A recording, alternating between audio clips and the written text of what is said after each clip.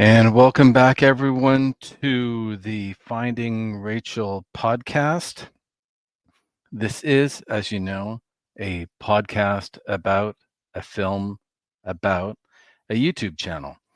So that's pretty simple, isn't it? Okay, what are we going to talk about today? Hopefully, you've had a chance to listen to episode 1. That was my first go at trying to think through and articulate some of the themes that are rattling around my head, some of the questions, a number of the questions that I had about Rachel's Ghost, this YouTube channel, the participants, the hosts, the producers, all that stuff. So that was fun, kind of throwing stuff out there and hearing back from the participants. So today I'm going to get maybe a little bit more technical because I guess I want to mix it up between some of the ideas and the themes and the narratives and the stories that I'd like to tell through this medium of documentary film or through this podcast about the documentary about Rachel's Ghost, the YouTube channel. And I also want to talk about, just update people, talk a little bit about the process of making a film. A few people have already reached out to me and said this is a very interesting process. They don't really know too much about what it means to make a film. And I guess, so this is my 4th film. And before I jump into that, one of the things I've been doing over the last couple of days is, in addition to getting this podcast up and going, I've also put together some promo. You know what it's like putting together all your social media platforms, or maybe you don't know what it's like. It's hell. Where did that come from? Anyway, so we've got this podcast, and then I've been updating my own website. And when I say my own website, I'm talking about the studio that I run. And that is called Soju Docs. So if you type into your browser or Soju Docs, SOJUDOCS.com, you'll see wonderful photos of our beloved Rachel.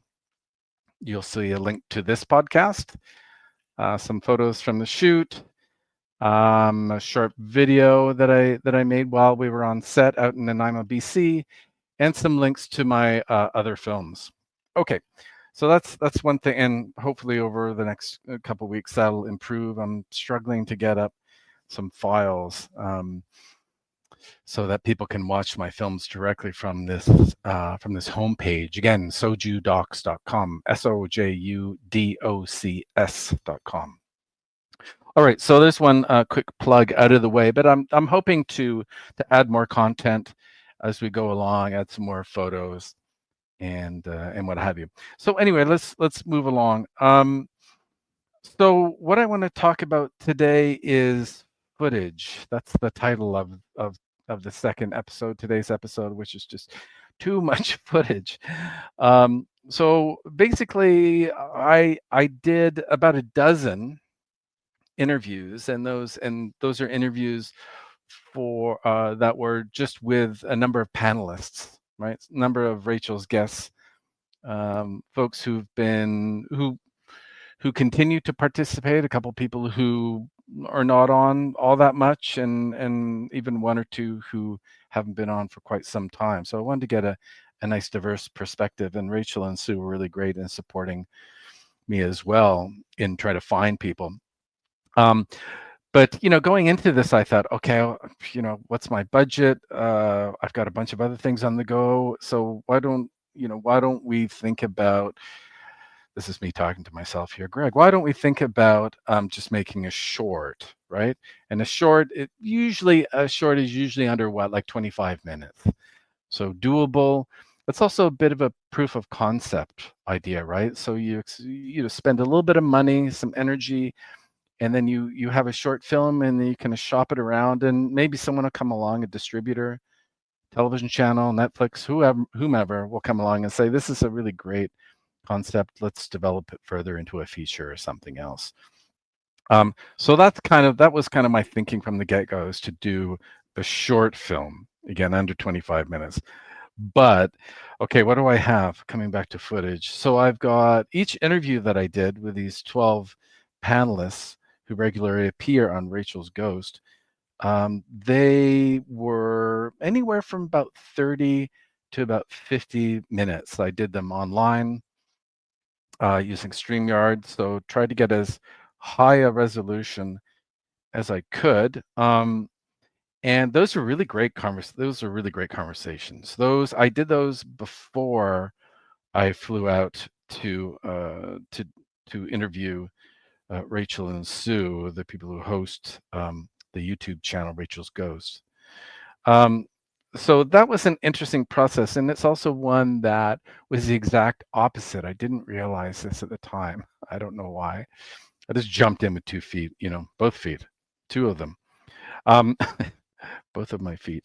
My last film, I actually went to the organizer. There was an organizer, the prince who turned out to be the principal kind of subject of my last film called the Canadian Delegation.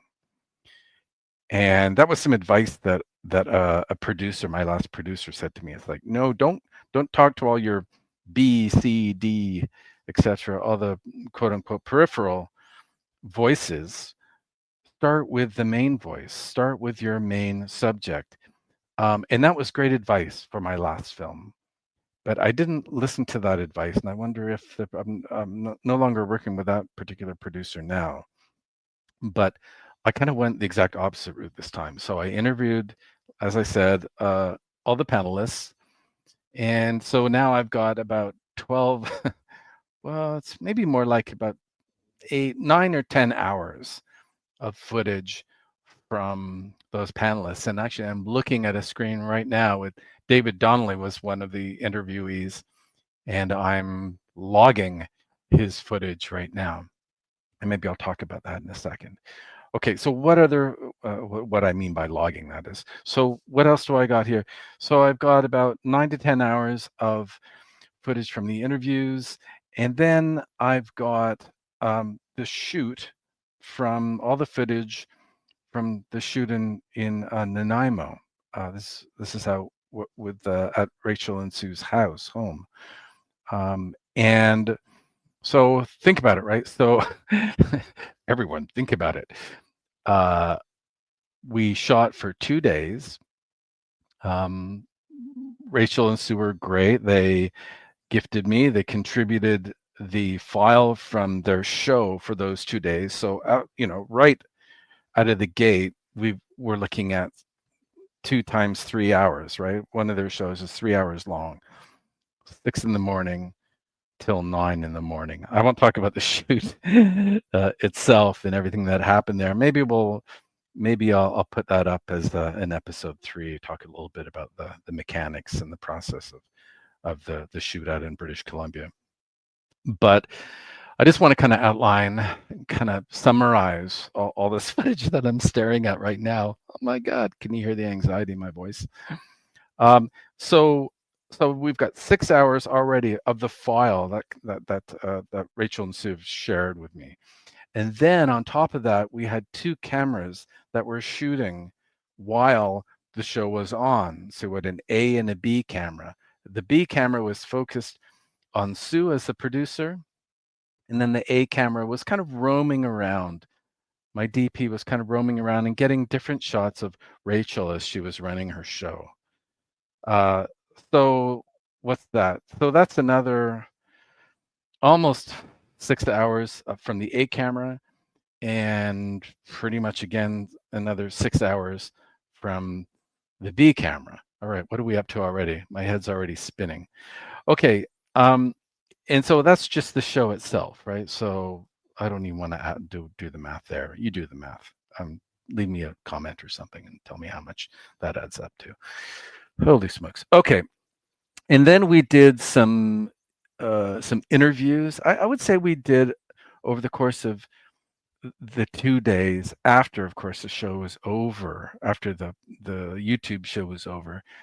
I'm going to estimate that we did about 10 hours, let's say about another 8 to 10 hours of shooting with one camera or a drone. We did a drone shot. Anyway, so we got, yeah, about, I'm going to say 8 to 10 hours. So we did about 3 kind of sit down interviews, 3 or 4 sit down interviews, some a little bit more formal, others just like, hey, Rachel sat down and just started firing some questions at her, or just kind of kickstarting a conversation. We'll see if we use those. And then we have cutaways. So that's just, again, because we have so many talking heads. This is the challenge of this documentary, right? So we have 12 interviews for people that I'm talking to on the internet and capturing, downloading. But it's really just a frame of them sitting in the room at home, typically talking, right? So to make it a little bit more interesting, you need to kind of mix up the frame, right? You got to add some other images, and that's what cutaways are for. I think the cutaway that I really wanted to get, for those of you who watched the show, Rachel's Ghost, the YouTube channel, Rachel's Ghost, is Rachel loves her hats. So that was an easy kind of cutaway, right? So I had Rachel kind of reach down to grab one of her hat. We shot that. We had Rachel put on all these different hats. So it's just, again, kind of visual devices to kind of keep people interesting. And so we're not just constantly looking at a talking head. So lots of different types of B-roll. That's just one, or excuse me, a bunch of cutaways. So that's just one example. And then we have B-roll, which is, again, just trying to capture the everyday life of our subjects. We're in a home. We're really focused on what's happening in a home. Those guys have a wonderful home, but that's where a lot of the action happens. So we're kind of constrained about what it is that we're going to shoot, the kind of images that we're going to get. So my thinking was that we're going to have to make the most out of the images that are in these different rooms, right? I get the other, that's quite obvious, but the other thing that Rachel said to me when we were shooting, I can't remember why or what prompted it, but she just turned to me and said, "You know what, Greg?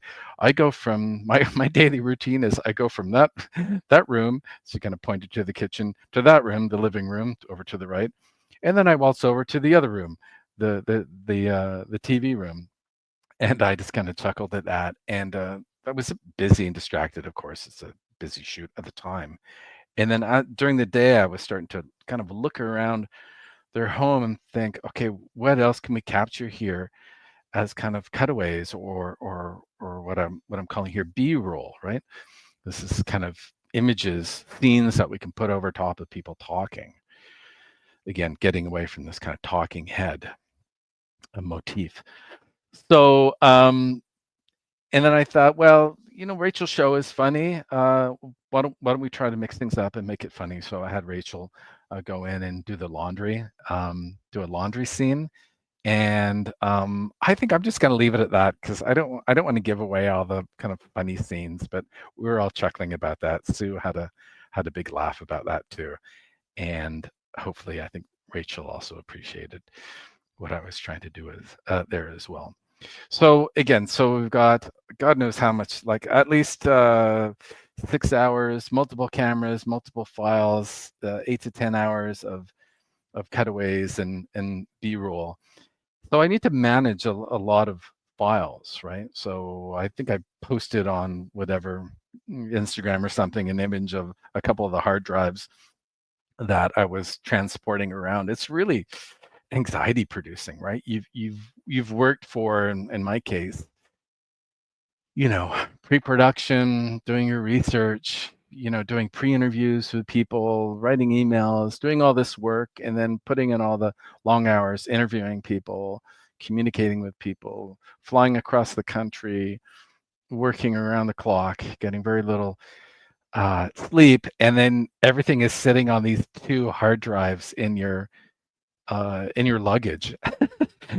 So everywhere I went for the next few days after the production, I was just kind of joined at the hip with my luggage and incredibly uptight about it. Talk about OCD. It's like, whoa, I got to get home and back up this footage.